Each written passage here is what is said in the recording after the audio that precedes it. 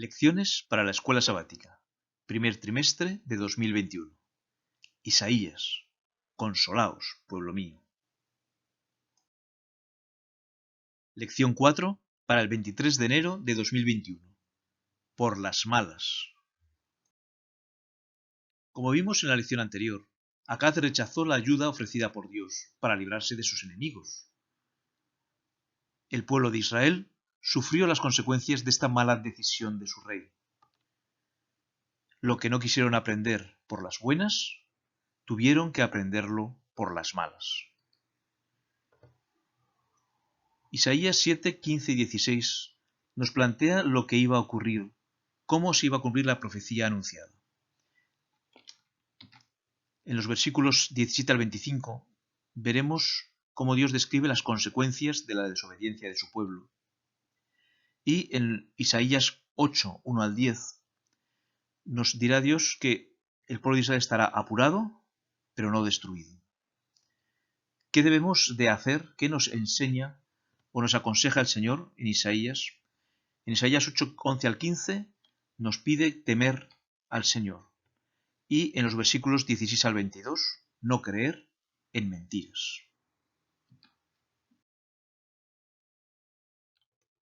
En Isaías 7:16 y 8:4 encontramos dos profecías paralelas. La primera nos dice: porque antes que el niño sepa desechar lo malo y escoger lo bueno, la tierra de los dos reyes que tú temes será abandonada. Y la segunda, Isaías 8:4, nos dice: porque antes que el niño sepa decir, Padre mío y Madre mía, será quitada la riqueza de Damasco y los despojos de Samaria delante del rey de Asiria. Esta profecía fue dada en el año 734 a.C. y predecía que antes de que el niño que iba a nacer pudiera hablar con claridad, es decir Padre mío y Madre mía, y antes de que tuviera la capacidad de distinguir por sí mismo entre el bien y el mal, los reinos de Israel y Siria ya no existirían más. 2 años después, en 732 a.C., cuando el hijo de Isaías tenía poquito más de un año y balbuceaba sus primeras palabras, Siria fue conquistada y absorbida completamente por el imperio asirio. 12 años después, en 722 a.C., cuando el niño tenía la capacidad de elegir, el reino de Israel fue totalmente arrasado por Salmanasar V y su pueblo deportado a Mesopotamia y Media, como podemos ver en el capítulo 17 de Segunda de Reyes. Veamos ahora las consecuencias de la desobediencia del rey Acaz. Dice Isaías 7:17: el Señor hará venir sobre ti, sobre tu pueblo y sobre la casa de tu padre, días cuales nunca vinieron desde el día en que Efraín se apartó de Judá, esto es, al rey de Asiria. Dios le había dicho a Acaz que él mismo se encargaría de destruir los reinos de Israel y Siria. Acaz no tenía que hacer absolutamente nada, simplemente confiar en la palabra de Dios. Sin embargo, Acaz no solamente desobedeció y se alió con Asiria, es decir, con Tiglat-Pileser III, sino que además adoró a los dioses de Siria, creyendo que estos eran más poderosos que el propio Dios. Así nos lo deja escrito 2 de Crónicas 28, 22 y 23, donde nos dice: además, el rey Acaz, en el tiempo que aquél le apuraba, añadió mayor pecado contra el Señor, porque ofreció sacrificios a los dioses de Damasco, que le habían derrotado, y dijo: pues que los dioses de los reyes de Siria les ayudan, yo también ofreceré sacrificios a ellos para que me ayuden, bien que estos fueron su ruina y la de todo Israel.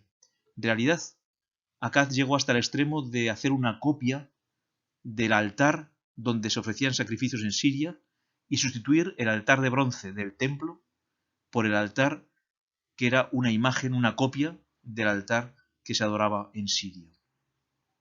Por esta razón, Dios envió contra Judá y a Egipto y a Asiria. Los llama la mosca y la abeja. Y decidió usar a Asiria como una navaja alquilada para arrasar el territorio de Judá. Es curioso como os lo dice en los versículos 18 y 20 de Isaías 7. Y acontecerá que aquel día silbará el Señor a la mosca que está en el fin de los ríos de Egipto, y a la abeja que está en la tierra de Asiria. En aquel día el Señor raerá con navaja alquilada, con los que habitan al otro lado del río, esto es, con el rey de Asiria, cabeza y pelo de los pies, y aun la barba también le quitará. Estas son las consecuencias de apoyarnos en las personas en los momentos en que deberíamos poner nuestra confianza solamente en Dios, como nos lo recordará el salmista en el Salmo 146:3. No confiéis en los príncipes, ni en hijo de hombre, porque no hay en él salvación.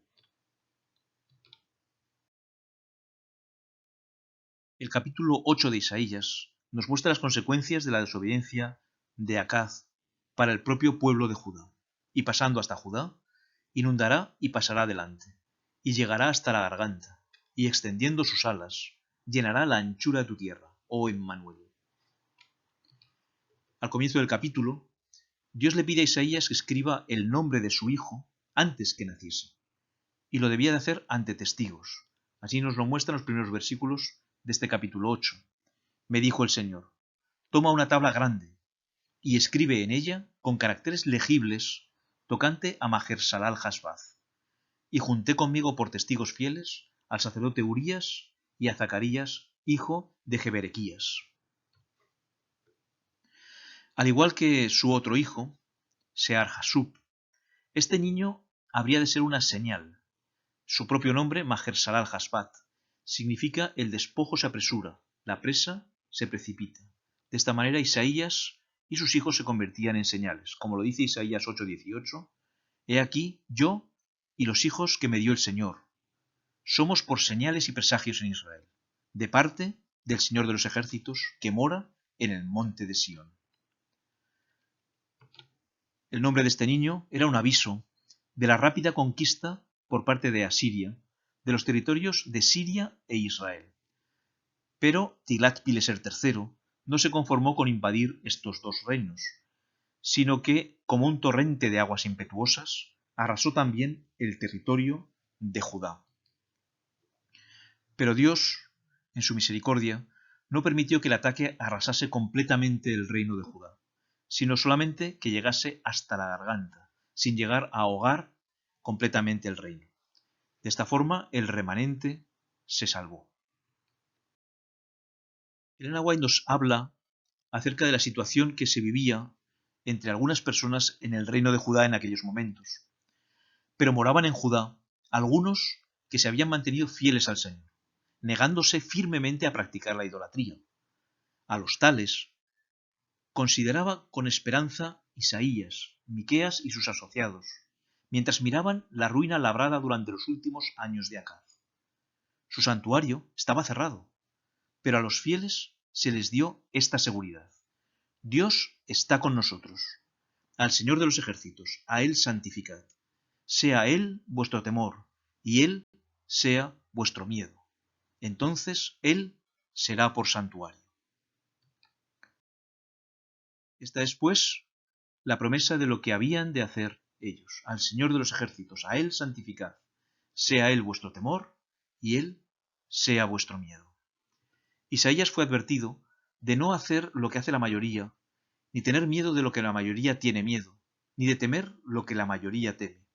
Así quedó registrado en Isaías 8, 11 y 12. Porque el Señor me dijo de esta manera, con mano fuerte, y me enseñó que no caminase por el camino de este pueblo, diciendo, no llaméis conspiración a todas las cosas que este pueblo llama conspiración, ni temáis lo que ellos temen, ni tengáis miedo. A quien realmente debemos de santificar, como hemos visto en el versículo anterior, y obedecer, temer, es decir, respetar, e incluso tenerle miedo, es a Dios. Sea Él vuestro miedo. El verdadero temor, el temor de Dios, significa que tú lo reconoces como el poder supremo del universo. Si Él está de tu lado, nadie más puede tocarte sin su permiso. Si está en tu contra, y estará en tu contra porque te has rebelado contra Él, entonces deberías tenerle miedo.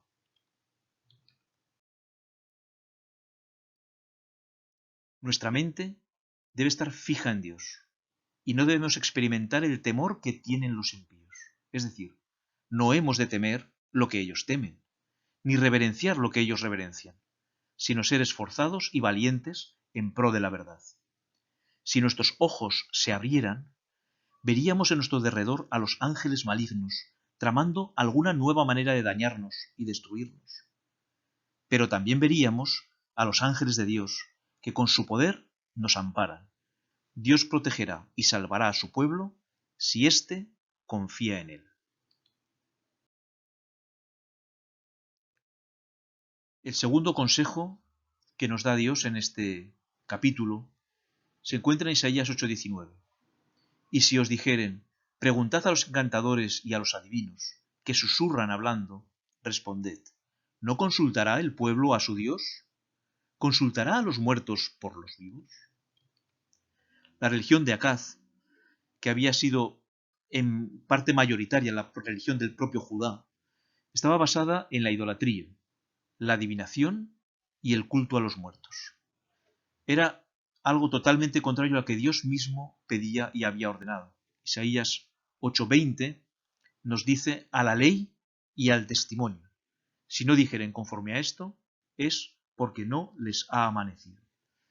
Evidentemente, Judá estaba en oscuridad.